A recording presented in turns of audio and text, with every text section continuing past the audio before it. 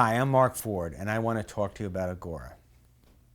Agora is first and foremost a business that sells ideas.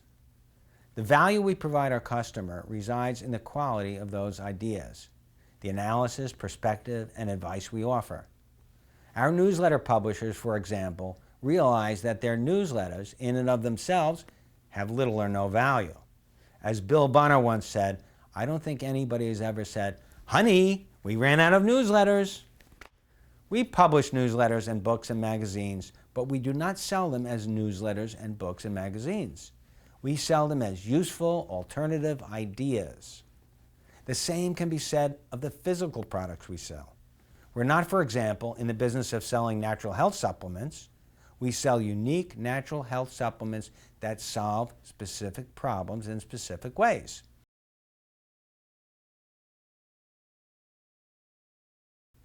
Agora is also, although this is starting to change, a small company. And that, in my view, is a very good thing because small businesses have three distinct advantages over big ones. For one thing, they tend to grow more quickly. As a result, they provide much faster career trajectories to employees who want rewarding careers. They also have cultures that are easy to understand. But as I said, this is starting to change. Agora passed the $500 million revenue mark in 2010. We have more than 1,000 employees working in several dozen offices in 10 different countries. We have more than 500 publications, online and off, that reach over 3 million people. Last year alone, we sent out over 3 billion emails. We expect that growth to continue, but Bill and I would like Agora to stay small, at least in spirit.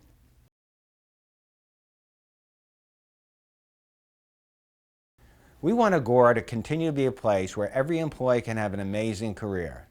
And we always want it to be a place where employees feel like they understand the culture. To understand any small company's culture, you must understand the character and ambitions of the entrepreneur who created it.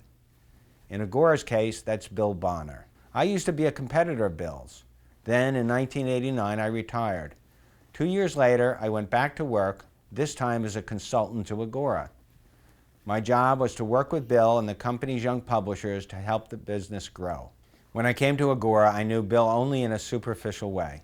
I knew him to be a great copywriter and a humble guy, but I knew nothing about how he ran his business, and I certainly didn't understand the company's culture. Back then, Agora had only about 30 or 40 employees. They were all housed in a single building. Nobody was more than a 2-minute walk from Bill's desk. My office was about the size of a closet. It was just in front of a larger space where he and John Ford and a few other people sat. From my desk, I could look up and see people passing. Almost every 10 minutes, someone would walk by my office to speak to Bill at his desk. If I listened, I could hear bits and pieces of the conversations. And I spent most of my first week listening, trying to understand Bill's management style before I dared make any suggestions. One thing I noticed right away was that there didn't seem to be any corporate hierarchy. I distinctly remember the day someone rushed into Bill's office and spoke to him animatedly about a toilet that was overflowing. The next thing I knew, Bill was on his way to the bathroom, plunger in hand, ready to fix it. Another thing I noticed was that Bill rarely gave anyone a direct answer. When someone asked him for an opinion, he most often answered, "What do you think?"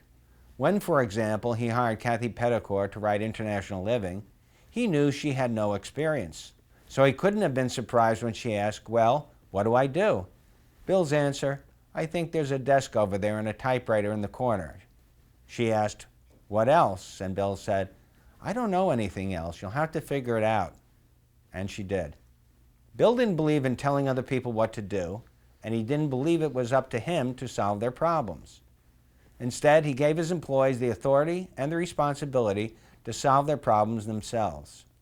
Keep this in mind when you deal with your own employees. Like Bill, you want them to be problem solvers, not problem reporters.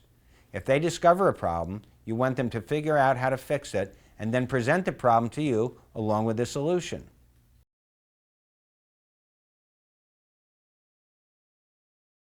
So in that first week, I learned 3 important things about Bill. I learned that he liked employees who thought for themselves. I learned that he wanted his employees to solve their own problems.